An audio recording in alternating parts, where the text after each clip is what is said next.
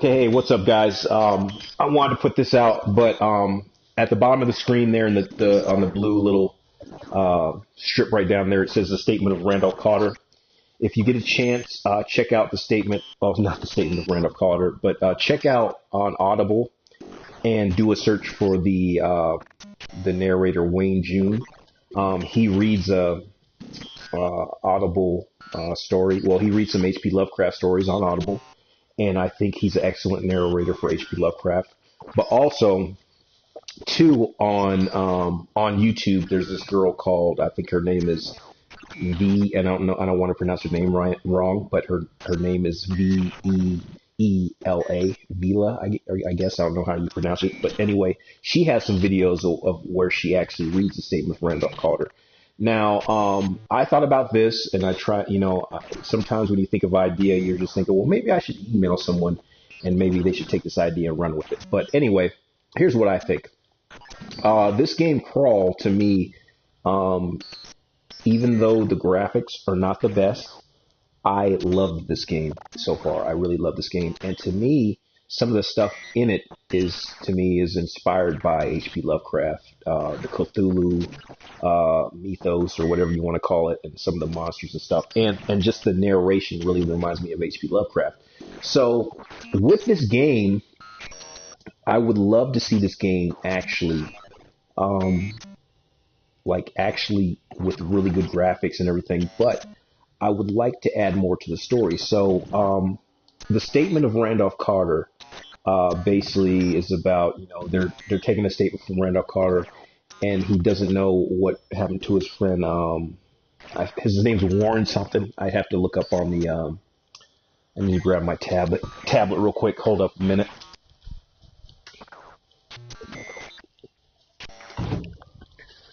I forget this guy's name. Oh, I'm about to break the handle on my chair. Doing that stupid stuff. All right, hold up.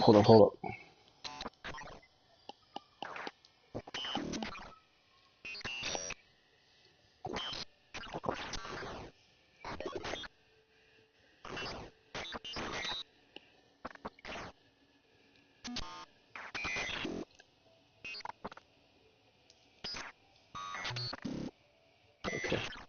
What the heck? Oh, well. Hold up a minute, guys. Bear with me.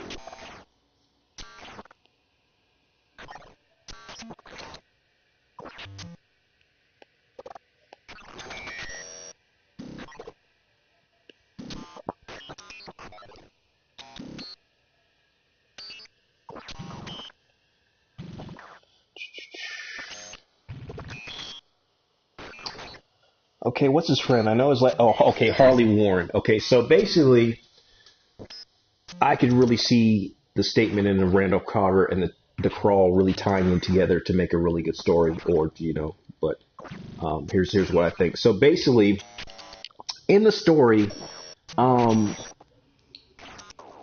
Randolph Carter basically is they're taking a statement from him and trying to find out what happened to Harley Warren. Now, I don't believe they ever found a body, and the story kind of ends. So it really leaves you in a lot of mystery. But there's a line in here. I wish I could get to it. But anyway, Randolph Carter is basically saying he hopes that Warren, Harley Warren, is actually in oblivion, dead, not somewhere in hell or dealing with these monsters or whatever that are down in this crypt. So, to me, this game, The Crawl, is after Harley Warren wakes up as a spirit in this crazy underground, Lovecraftian world. And since he's read that Necronomicon book, he's actually trying to make it back to the land of the living, like this game. So, but like I said, I need to sit down and write a story, just a fictional story about how to tie these two together. But I really think the statement of Randolph Carter and The Crawl would really make an excellent story if they updated it and really, added a twist to it. But I haven't gotten the twist completely figured out in my mind. And of course, I don't know about like copyright and stuff. So, but this is just an idea. But I think those two worlds, the Statement of Randall Carter and the Crawl, could really make an excellent game and an excellent story. Because I'm gonna show you, rather than me talking about it, I'm gonna show you a little bit of the gameplay footage, and we'll go from there. And I'll kind of talk while I'm doing it. So this time I'm gonna keep the music down so I can talk and still, you guys still hear me. So here I am. Okay. So I get to pick from 3 different monsters so far. The Teok, or Muckaran. What's this thing? Teok. Okay. Let me ready up. More victims had entered its dominion, and like all those before, would be consumed. Okay, so this part at the very beginning, Randall Carter would already be dead. So basically, do you want to kill the guy with the tears, or do you want to? This part doesn't tie into what I'm thinking about yet. But... How did it ever come to this? So basically, you see those souls floating around? The blue soul right there, that would be basically Randall Carter. And other people would kind of stumble upon, the passage to this underworld. And once they enter the underworld, they would, be trying to fight to get out of there, but also they would be encountering the spirit of Harley Warren possessing these monsters in that realm, and possessing these other traps and elements of this crazy world.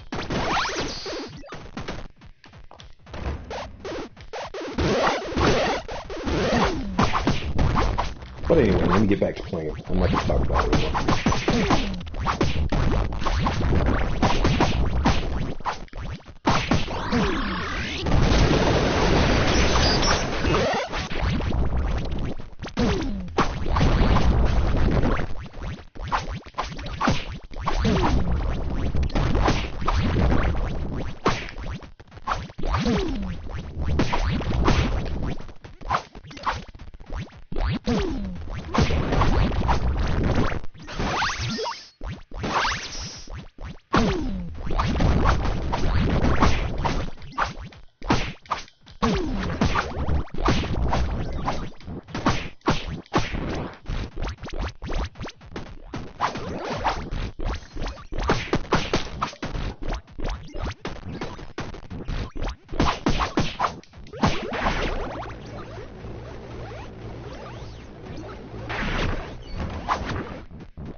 Oh crap! Didn't want that to happen. Got the heck out of here.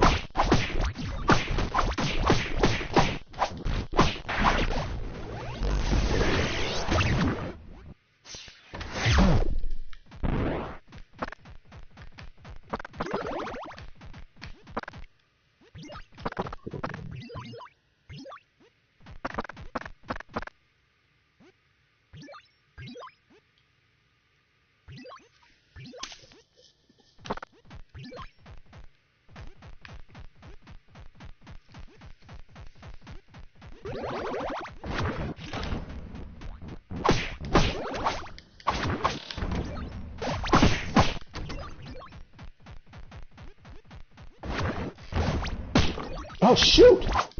Dang it! I was almost at the door.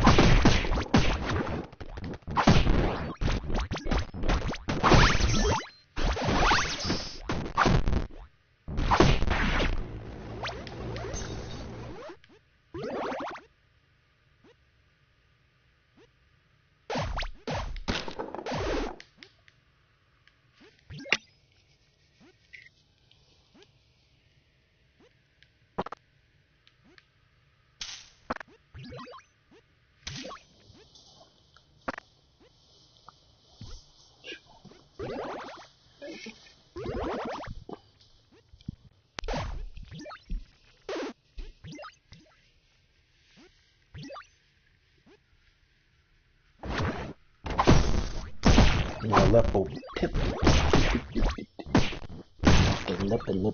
Tip. Vila. I think I'm sucking. Hold up.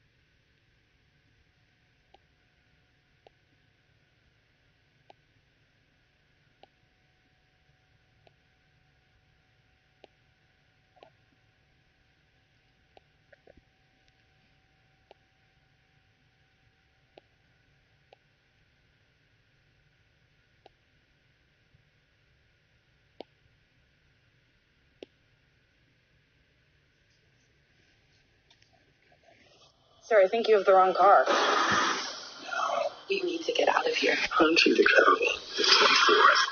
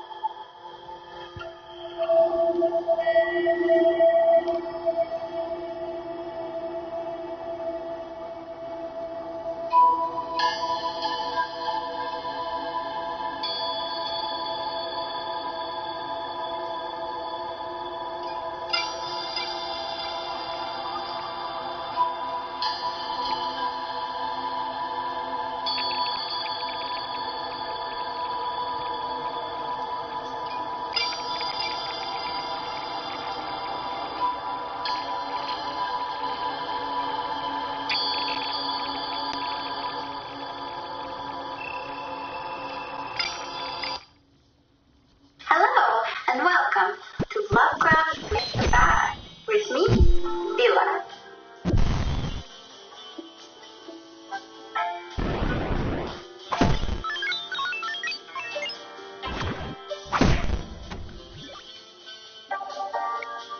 Today, I'm going to be reading a story by H.P. Lovecraft called Nyarlathotep.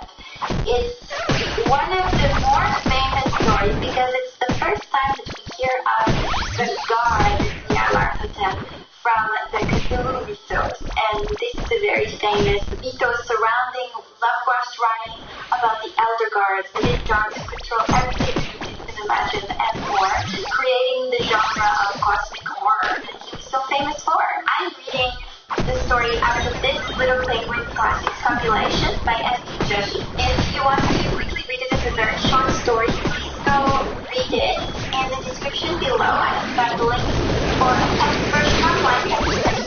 I've also linked my narration as well as a description video about Nyarlathotep that I really enjoyed. It's very comprehensive by a different YouTuber. So you can go and kind of have as much information as you like. So the story begins with almost, I kind of read it as chanting because Nyarlathotep. The crawling chaos. I am the last. I will tell the audience all and foreshadow. Then we go to a description of the time where we're at, time setting. It explains that there is a season of political and social upheaval, a strange and brooding apprehension of hideous physical danger, a danger widespread and often-increasing. So it was a very bad time and kind of an uncomfortable time for the narrator and the city in which he lived. They explain that things aren't quite as they always have been, that there's something a little bit different. There was a demonic alteration in the sequence of the seasons. The autumn heat lingered fearsomely, and everyone felt that the world and perhaps the universe had passed from the control of known gods or forces to that of gods or forces which were unknown. So something is different, but the narrator can't quite put his finger on it, neither can anybody else. Then we learned that Nyarlathotep had come out of Egypt. Who he was, none could tell, but he was of the old native blood and looked like a pharaoh. The pharaoh didn't know when they saw him, yet could not say why. He said he had risen up out of the blackness from 27 centuries, and that he had heard messages from places not on his planet. So all of a sudden we get a character who's come up, who seems to be all-knowing, and we learn that he gave intense fame around being able to do magical things, feel electricity, and has advanced knowledge of science and astrology. Everybody was completely speechless. He was giving expositions about electricity and showing everybody his great power, and everybody was talking about it. They were saying, yes, listen, it's wonderful. And I thought one another to see Nyarlathotep and shuddered. Where Nyarlathotep went, the rest vanished. For the small hours were rendered the streets of nightmare. So as soon as he arrived, sound, light, everybody started having terrible dreams in the night and became a big problem. Now, also Joshi tells us that most of these stories begin to Lovecraft in a dream that he had. This is the birth of the character Nyarlathotep, who shows himself in a lot of other stories that he writes later on. Most people have a feeling, as they read the story, that he is talking about Nikola Tesla, who had very similar shows of his experiments with electricity. At the same time, Lovecraft probably, people speculate, had a lot of influence from him for this character. And then the narrator tells us that Nyarlathotep is coming to this city. His friend had told him about all of this war in the Netherlands, and they finally got to they had to work with him. And when they did, they found all of it. It was real. How could this possibly be true? And they explained it this way. Blood amazingly around the head, everything. And the earth stood up on them with shadows more than death than I can tell, came out and squatted on the head. And when I, who is colder and more scientific than the rest, mumbled a trembling protest about imposture and static electricity, Nyarlathotep drave us all out, down the dizzy stairs into the damp, hot, deserted midnight streets. So when people told him that no, this can't possibly be true, we're happy with the world we live in, Nyarlathotep kept telling everybody that it was kind of the end days and that there are forces beyond their control. They said no, and we said, oh yes. And there's this wonderful description of them leaving the show after Nyarlathotep got angry at them for doubting his abilities and doubting his prophecies, where all of a sudden they become possessed to go and drift away to a certain direction with no real reason. And they get a sense that the world around them starts crumbling. When we gazed around the horizon, we could not find the third tower by the river, and noticed that the silhouette of the second tower was ragged at the top. And then everybody started walking in columns, in a line, 3 different ones, and they started wandering off in different directions. His group started wandering off into the countryside, into a vast openness, and as they walked out, it started snowing for no reason. It's early autumn, it shouldn't be snowing. They all got cold, and this is what scared him the most. Snow, when there's not supposed to be snow!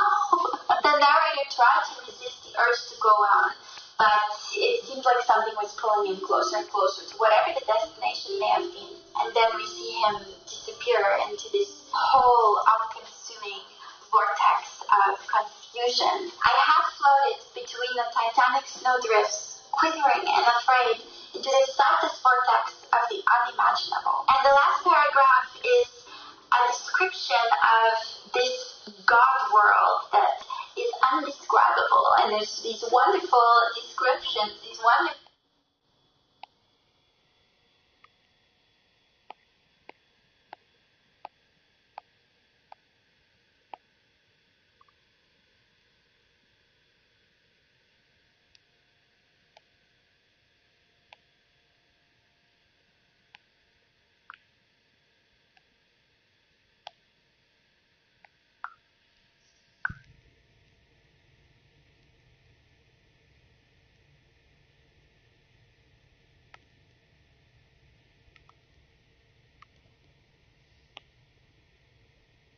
beautiful words that are used in a lot of simile and things like this. Screamingly sentient, doubly delirious, only the guards that were can tell. A sickened, sensitive shadow, writhing in hands that are not hands, and worlds lying inside ghastly midnights of rotting creation. Corpses of dead worlds with swords that were cities. Charnel winds that brush the pallid stars and make them flicker low. Beyond the world, vague ghosts of monstrous things. Obscene columns of unsanctified temples that rest on nameless rocks beneath the space and reach up to the dizzy vapor above in spheres of light and darkness. So it's just one of these wonderful dream sequences that Lovecraft is so good at, of creating chaos, but also these really stark, vivid things in your brain. And through the chaos, the narrator hears the drums in the background, and shadows, and as he looks around, he sees the insensible fountain of piping ran through that slowly, and uncertain, the gigantic Peninsular ultimate guard, the blind, voiceless, mindless gargoyles whose soul is near Nyarlathotep. This is a god who has taken human form and come down to kind of fuck around with people and then be blind thing, which is a common theme in Lovecraft's work, which is the thing that has sort of coined this idea of cosmic horror that is so fancy for. It makes us feel like we don't know anything and that we're teeny tiny in this universe. So how could we be sure of anything we do? There's a lot of other literature that's been done with this character Nyarlathotep in mind, who is not really a shapeshifter, but a god who can kind of do whatever he wants, and sort of toys with people in a fun, playful manner, but has the ultimate goal of chaos. I like the story because I think it's a very fun introduction to the character Nyarlathotep, and it's very early on in the compilation, so that as I read other stories, I already know what I'm dealing with his character, so it's just mentioned in passing. A lot of the time it's mentioned alongside the Necronomicon, and it just kind of gives a lot of love to the world that Lovecraft created within his stories. I really hope you enjoy the story as much as I did. Please feel free to discuss the story in the comments along with me. I love nerding out with people about Lovecraft stories, and this is a really fun outlet for me. Stay out of trouble.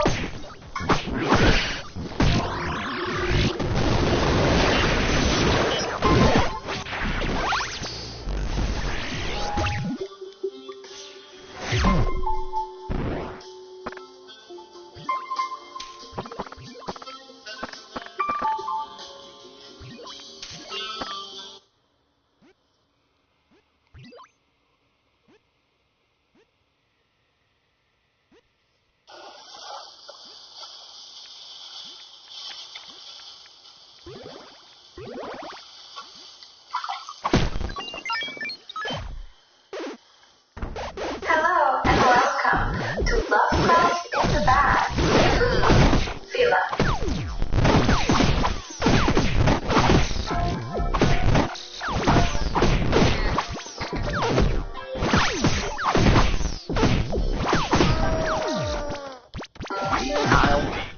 Small, powerful that helps you find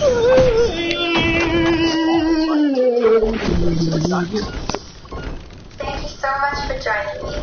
Today, I'm going to be talking about the statement of Randolph Carter, the second story in the Sacred Quest compilation by Arcticsmitty. This video contains tons of spoilers, so if you have not read it, please go read the statement of Randolph Carter either as a free text version online or as an audiobook. I've attached my link to my narration and another one if you want to hear it from a male voice instead, which would be a little more cohesive with the story. This story is very short. The horror element in it isn't as much about the big reveal at the end. It's more about the words.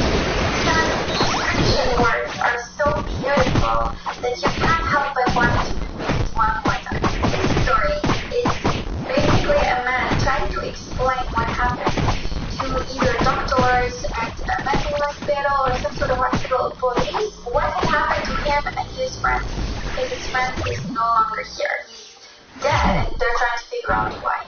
So the story is him trying to recollect everything from his memories is trailing him a little bit about what happened that night. Indeed, let us find out exactly the story. As Joshi tells us that it is well known that his story is, or was claimed by Lovecraft to be, an almost literal transcript of a dream Lovecraft had, probably early December 1919, in which he, Samuel Lovecraft, made a fateful trip to an ancient cemetery and loved and suffers a horrible but mysterious fate after he descends alone into a grave. It's fun to know that all kinds of artists have inspiration from their dreams. A lot of my songs, I pull direct inspiration from my dreams too. Maybe that's what happens when you run out of ideas. So the beginning of this story, Randolph Carter, who's the man speaking, he says that he swears he can't remember most of what had happened, but that everything he's saying is true, and it's the most he can remember from his knowledge. He says that most of his memory is wiped out, so he's trying to explain as best he can. And then he talks about his friend who disappeared. He says, again, I say, I do not know what has become of Harley Warren, though I think, almost hope, that he is in peaceful oblivion, if there's anywhere so blessed. Clearly something really shitty just happened. Then he goes on to explain that he's been friends for almost 5 years, closest friends, and he's been doing all kinds of research into the occult, unknown, and all these scary things. He kind of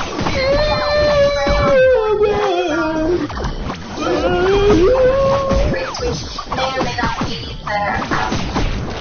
the infamous Necronomicon, but that's never told in the story. It just kind of says there's a book he carries around, there's horrible things in it, he could never tell you what was inside. Randolph Carter explains that all he can remember is one specific from the night where Harley Warren disappeared. He says, vision or nightmare may have been, vision or nightmare as perfect as hope it was, yet it is all of my mind retained of what took place in those shocking hours after he then explains how Warren was a man of iron will, and he was never afraid of anything, and he often would convince Randolph to do things that he otherwise would not, because he was a nervous man, and he explained how he was almost afraid of